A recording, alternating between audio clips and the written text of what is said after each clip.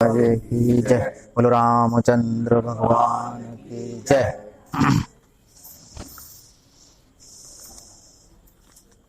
रामचरित रूपी मानसरोवर की चर्चा करते हुए तुलसीदास जी कह रहे थे कि मानसरोवर तक जाने के लिए जो रास्ता है, उस रास्ते के लिए जो शक्ति है, जिनके पास वो शक्ति नहीं है वे मानसरोवर तक पहुंच नहीं सकते हैं। और वह शक्ति है संतन का साथ। तो जे श्रद्धा संबल रहत नहीं संतन कर साथ, तिन कहूं मानस अगमति जिनहि न प्रिय रघुनाथ। श्रद्धा रूपी जिनके पास शक्ति नहीं है जाने की, जे श्रद्धा संबल रहत नहीं संतन कर साथ, और संतों का जिनके पास साथ नहीं है, तिन कहूं मानस अगम अति, उनके लिए रामचरित मानस बहुत ही अगम माने पहुंचना संभव नहीं है। जिन्हें न प्रिय रघुनाथ, और जिन्हें श्री राम प्रिय नहीं है, वे इस मानसरोवर तक पहुंच ही नहीं सकते, उनका यहां पहुंचना संभव ही नहीं है। जो करि कष्ट जाए पुण्य कोई, और जात ही नींद जुड़ाई होई। और यदि कोई कष्ट करे काओगे दूसरे से कहने से, कोई जबरदस्ती लुभा ले आए, रास्ते के जो कष्ट है सहन करके आ भी जाए, कल गनाए गए थे रास्ता के कितने कष्ट हैं इस मानसरोवर तक पहुंचने के, वे सारी दिक्कतें पार करके यदि कोई धोखे से आ भी जाए, तो जो करे कष्ट जाए पुण्य कोई, यदि कष्ट सहन करके कोई पहुंच भी जाए, तो जाते ही नींद जुड़ाई होई, तो जाते ही उसे नींद रूपी बीमारी हो जाती है। जाते ही नींद जुड़ाई, नींद रूपी जूड़ी यानी ताप चढ़ जाता है, यानी कि नींद आ जाती है, बैठ नहीं सके वो। जड़ता जाड़ विषम उर लागा, गयहु न मज्जन पाव अभागा। और वह अभागा व्यक्ति पहुंचने के बाद भी उसमें स्नान नहीं कर पाता है, क्योंकि उसे मूर्खता रूपी ठंड लग जाती है। जड़ता जाड़ विषम उर लागा, उसके हृदय में मूर्खता रूपी ठंड पैदा होती है। मूर्खता रूपी ठंड को लगा, का सुनने इनकी ठलुगा है, फालतू बातों में कोई मतलब ही नहीं कर रहा, बैठे से टाइम खराब को करे। तो जो कहा है नहीं नहा रहे वे, जो कहा है जो जड़ता यानी मूर्खता रूपी जाड़ा, कह नहात को कभी नहीं, ठंड लगा रहे भैया, ठंड लग रही हम नहीं नहा रहे।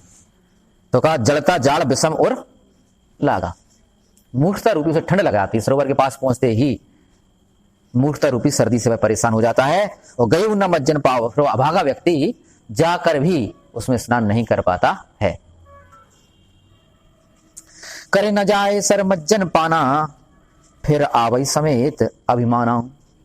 और करे न जाए सर मज्जन पाना, मन में तो बाकी रहते शायद और लोग स्नान कर रहे हैं और उनको फायदा हो रही, तो हमें भी फायदा हो जाए क्यों, तो मन में तो आते स्नान करने की, लेकिन वो कर नहीं पाते, काय के बाद ठंड लग रही बहुत तेज। और फिर ठंड की तुलना और अपने नहाने की तुलना जब वो कर रहा था, जो लगा था नहीं सर्दी ज्यादा है, इसलिए फायदा कुछ है नहीं नहाने में। तो करे न जाए सर मज्जन पाना, बाय उसमें नहा तो पाता नहीं है, डूब तो पाता नहीं है, फिर आवई समेत अभिमाना, और अपने अभिमान के साथ उस सरोवर से वापस आ जाता है, वहां पहुंच ही नहीं पाता। वह पहुंच जा करके भी पहुंचा हुआ, संकट सह करके पहुंच तो जाता है, लेकिन अभिमान के साथ वापस आ जाता है। ज्यों बहोर को पूछने आवा, सर निंदा करता है बुझावा। और यदि कोई व्यक्ति उससे पूछता है कि तुम इतने पवित्र मानसरोवर के पास पहुंचे, यानी राम की कथा हो रही थी वहां तक तुम गए, तो लेकिन यार बैठे नहीं, तुमने राम कथा सुनी नहीं, कौन सी बात है ऐसी, मतलब वही मानसरोवर के पास पहुंचे तो, लेकिन नहाओ नहीं, ऐसी कौन सी बात है, काय नहीं नहा पाए। तो वो अपनी मूर्खता नहीं कहे कि हमें ठंड लगे आई थी, जो नहीं कहे ठंड लगे आई थी, तो कहे भाव नहाए से कौन सी फायदा, गंदा पानी भरो, ऐसे गंदे पानी में क्यों नहाए। यानी तुलसीदास जी क्या कह रहे हैं कि जो बहोर को पूछन आवा, यदि कोई व्यक्ति उससे पूछता है कि तुम सरोवर के पास पहुंच गए थे फिर भी तुमने नहीं नहाया क्यों, तो कहता है सर निंदा करता है बुझावा। उस व्यक्ति को, पूछने वाले व्यक्ति को वह उस सरोवर की निंदा करके उसे समझाने लगता है कि मैंने इसलिए वहां नहीं नहाया कि नहाने से कोई फायदा नहीं है, तो उसमें नहाने से बीमारियां फैलेंगी, कोई मतलब नहीं है, समय खराब होगा, घर पे दोबारा फिर नहाना पड़ेगा, ऐसे में नहाने का कोई मतलब भी नहीं। अर्थात रामचरितमानस के सुनने से हमें कोई फायदा होने वाली है नहीं, ऐसे वह तर्क देता है यदि कोई पूछे तो। सकल विघ्न व्यापही नहीं ते ही, राम सुकृपा बिलो कहीं जेही। सोई सादर सरमज्जन करई महाघोर त्रैताप नजरे। अब तुलसीदास जी कहते हैं कौन से व्यक्ति इसमें नहा पाते हैं? जो नहीं नहा पाते उनकी तो बात हो चुकी है। जो नहा पाते वे कौन है? सकल विघ्न व्यापी नहीं ते ही। जो व्यक्ति इसमें नहा पाते हैं उन्हें कभी किसी प्रकार का कोई विघ्न, कोई बाधा आती नहीं है। क्यों? राम सुकृपा बलोकहि जय। क्योंकि जिसकी ओर राम अपनी कृपा दृष्टि से देख लेते हैं, जो नहाता है उसी की ओर राम कृपा दृष्टि से देखते हैं और उसे फिर कभी कोई सकल विघ्न, किसी प्रकार की कोई बाधा उत्पन्न नहीं होती है। सोई सादर सरमज्जन करई तो महाघोर त्रैताप नजरई। और फिर ऐसा सकल हर प्रकार की जब बाधाएं उसकी दूर होती हैं, राम की कृपा दृष्टि उस पर होती है और वही व्यक्ति फिर उस तालाब में नहा पाता है। सोई सादर सरमज्जन करई, जिस पर राम की कृपा होती है, राम जिसकी ओर देखते हैं, राम सुकृपा बिलोकहि जय, जिसकी ओर राम कृपा से देख लेते हैं वही व्यक्ति इस तालाब में नहा पाता है। सोई सादर सरमज्जन करे, वही मंजन कर पाता है, वही इसमें नहा पाता है, वही इसका आनंद ले पाता है, वही इसकी फायदा ले पाता है, वही इसको सुन पाता है और सुन करके वही उतार पाता है। और जो सुन के उतार पाता है यानी नहा लेता है तो सकल विघ्न व्यापी नहीं ते ही, फिर उसे किसी प्रकार की कोई बाधा उत्पन्न नहीं होती। लेकिन बाकी पहले एक शर्त है कि राम कृपा बिलोकहि जय, राम जिसके ऊपर कृपा से देखते हैं बस वही व्यक्ति इसमें नहा पाता है। और जो नहा लेता है यानी जो सुन लेता है, यह मतलब कोई तालाब नहीं है, कोई नहाने की बात भी नहीं है, कोई सर्दी वाली बात भी नहीं है, बात है रामचरितमानस की है, राम की कथा की बात हो रही है। भाई को सरोवर मान के चल रहा है तुलसीदास जी, जो एक तालाब है और जहां नहाने को मतलब है कि सुनना, राम कथा को सुनना और उसमें डूबना। तो कौन डूब पाता है? जिस पर राम की कृपा होती है, भाई आदर के साथ मज्जन कर पाता है, नहीं भाई सुन पाता है, फिर उसके सभी सकल विघ्न व्यापी नहीं ते, उसे किसी प्रकार की कोई बाधा आती नहीं है। और महाघोर त्रैताप नजरी, और इस संसार के तीनों प्रकार के जो ताप है, तीनों प्रकार के जो कष्ट हैं, वह तीनों प्रकार के कष्ट में कभी जलता नहीं है। दैहिक, दैविक और भौतिक, जो तीन प्रकार के कष्ट हैं उसमें से उन्हें, ऐसे व्यक्ति को जो नहा लेता है, तीनों ताप, तीनों कष्टों में से किसी प्रकार कोई कष्ट उसे होता ही नहीं है। ते नर यह सर तजई न काऊ, जिनके राम चरण भल भाऊ। और फिर केवल नहाने की बात नहीं हो रही, एक बार जो व्यक्ति इसमें नहा लेता है उसे राम के चरणों से प्रेम या तो होता ही है या फिर नहाने के बाद हो जाता है। और जिसे नहाने के बाद हो जाता है, यानी जिसे सुनने के बाद इससे प्रेम हो जाता है, ते नर यह सर तजई न काऊ, फिर वे इस मानसरोवर को, इस राम के चरित्र को कभी छोड़ते ही नहीं। ते नर यह सर तजई न काऊ, कभी भी नहीं तजते हैं को, जिनके राम चरण भल भाऊ, राम के चरणों भला भाव है। भल भाव का मतलब प्रेम है, सीधी सी बात। भल माने भला, भाव माने भाव, अच्छा भाव है राम के, नहीं सीधी सी बात है, प्रेम है। जिन्हें राम के चरणों से प्रेम है, वे इस तालाब को प्राप्त करने के बाद, एक बार नहाने के बाद, एक बार सुनने के बाद, एक बार समझने के बाद, एक बार राम के चरणों से प्रेम होने के बाद फिर इस तालाब को कभी नहीं छोड़ते, वे इसे लगातार सुनते ही रहते हैं। और यहाँ आप तो अपने पास लंबा समय है रोज नहाने को, बहुत लंबी चल है रामायण। तो रोज नहाओ। जो नहाई चाहे यही सर भाई, सो सत्संग करहु मन लाई। बता रहे अभी नहावे को मतलब क्या है।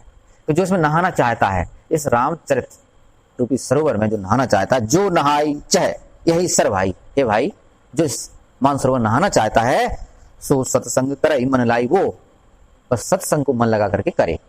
सो सत्संग करे मन लाई, केवल मन लगा करके अपने मन के साथ, यानी भूल जाओ, प्रत्येक घटना को भूल करके केवल मन लगा करके इसको जो सुनता है। और जो व्यक्ति भूल जाए है सब घटनाएं सुनते समय पे, तो उतने समय तो पक्के वो सुखी हो ही है।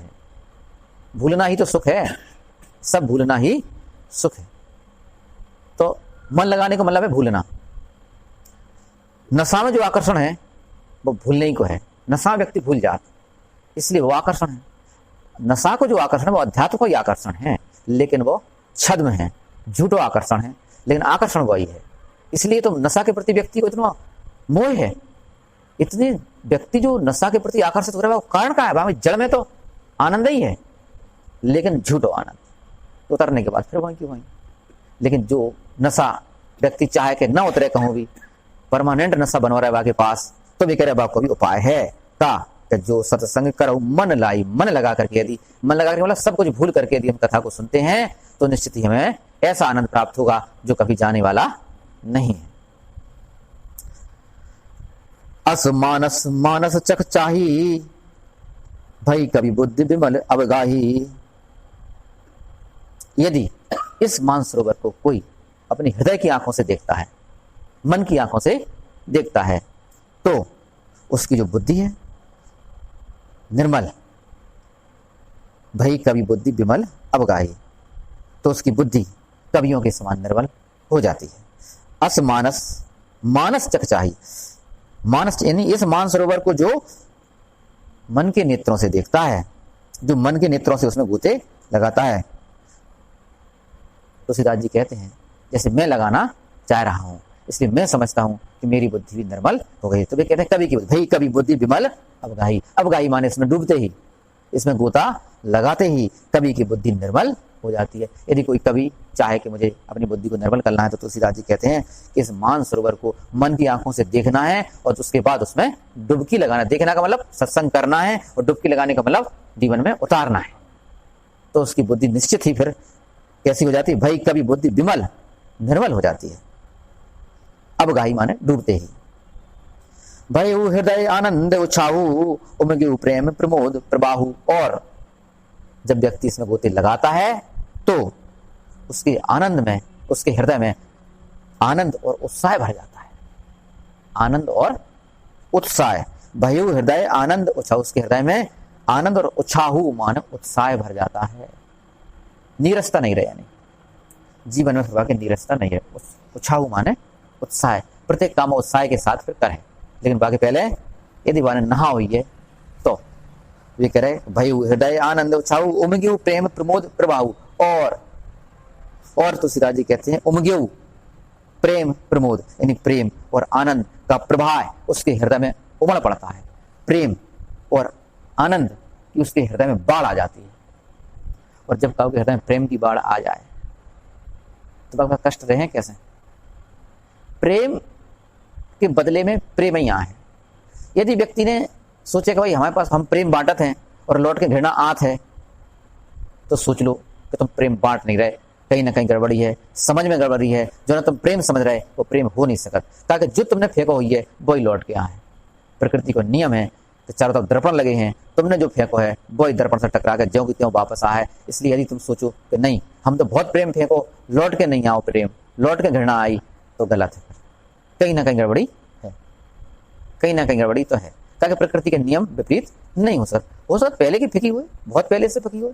तो वे जो कह रहे हैं कि उमग्यू प्रेम प्रमोद, प्रेम और आनंद का प्रवाह जब हृदय में उमड़ पड़ता है, तो यहीं से चल पकड़ो नहीं। जब प्रेम और आनंद का प्रवाह हृदय में उमड़ पड़ता है तो फिर भयु हृदय आनंद, तो हृदय में तो आनंद और उत्साह रहे ही। प्रेम तो जड़ है नहीं आनंद और उत्साह की। तो प्रेम प्रकट काहे से हुई है? नहावे से, यानी कथा के सुनने से प्रेम प्रकट हुई है। और प्रेम प्रकट हो जाए तो हृदय में आनंद और उत्साह रहे ही। चली सुभग कविता सरितासो, राम विमल जस जल भरितासो। अब बाढ़ आ गई प्रेम की। उमग्यू प्रेम प्रमोद प्रभाव, प्रेम का प्रवाह कैसा? उमग्यू बाढ़ आ जाती प्रेम को। जैसी प्रेम की बाढ़ आई काय में रामचरित रूपी सरोवर में, तो वहां से पानी बाहर निकले। और जैसे सरोवर से पानी बाहर निकलो, प्रेम रूपी पानी जब बाहर निकलो सरोवर से, नदी को रूप धारण करो। तो चली सुबह कविता सरोवर, कविता बन गई। तो सीता जी कहते हैं कि वह पानी जो सरोवर से निकला उसने कविता का रूप धारण कर लिया। तो चली सुबह कविता सरितासी, नदी के समान, वह नदी के समान कविता उसमें से फिर निकलने लगती है रामचरित रूपी सरोवर से। तो सीता जी कहते हैं जो मेरी कविता निकल रही है वह एक नदी के समान है। मान सरोवर से निकली, राम के चरित रूपी मान सरोवर से निकली हुई नदी। राम विमल जस जल भरितासो। और कहते हैं तुलसीदास जी किस नदी में जल कौन सा भरा हुआ है? राम के चरित्र रूपी जल। नदी है तो जल तो होना चाहिए नहीं, तो जल आओ कहां से? जल तो आओ नहीं मानसरोवर से, राम के चरित्र के मानसरोवर से आओ नहीं। तो राम विमल जस, राम का निर्मल यश रूपी जल, राम विमल जस जल भरितासो। इस नदी में राम का विमल निर्मल यश रूपी जल ही भरा हुआ है। और फिर कहते हैं इसका नाम सरजू नाम सुमंगल मूला, लोक वेद मत मंजुल कूला। अब तो सीता जी कहते हैं कि इसका ही नाम सरयू है। देखो जो अयोध्या में सरयू है वो तो बात है अलग, यहाँ कौन सी सरयू है? राम के चरित्र रूपी मानसरोवर से जो निकली नदी, कविता रूपी जो नदी निकली है, वही को भी कह रहे हैं कि वही है अपने लाने सरयू। अयोध्या जाओ सो जाओ, नहीं जाओ तो यहीं सरयू में नहाओ। तो कह रहे हैं कि सरयू नाम सुमंगल मूला, सभी मंगलों की जो जड़ है, सभी मंगलों को करने वाली है। सरयू नाम सुमंगल मूला, लोक वेद मत मंजुल पूला। और इसके दो किनारे हैं, लोक और वेद। तुलसीदास जी कहते हैं इस नदी, कौन सी नदी के? मानसरोवर से निकली हुई तुलसीदास जी की कविता रूपी नदी, जिसका नाम उन्होंने सरयू रखा है। यहाँ उस सरयू नदी के दो किनारे हैं, उन किनारों में एक लोक मत है और एक वेद मत है। इसलिए तो रामायण के जैसी जो महानता, जो पॉपुलरिटी मिली है रामायण को, वो और दूसरे ग्रंथों को न मिलने का कारण क्या है कि और दूसरे ग्रंथन में एक ही किनारा है, लोक वेद मत, एक ही मत की बात हो रही, आध्यात्मिक मत। गीता में शुद्ध आध्यात्मिक मत है, किनारों एक ही है, विविधता बहुत गहरी है। लेकिन तुलसीदास जी की रामायण में कह रहे हैं, यहाँ जो नदी निकली है वहां में कह रहे हैं कि लोक वेद मत मंजुल कूला, दो निर्मल सुंदर दो किनारे हैं जो नदी के, वे हैं लोक मत और वेद मत। इसमें कैसे व्यक्ति, लोक मत को मतलब जनता को अपना संसार में जीवन कैसे जीना चाहिए, यह भी इसमें है, यानी लोक मत।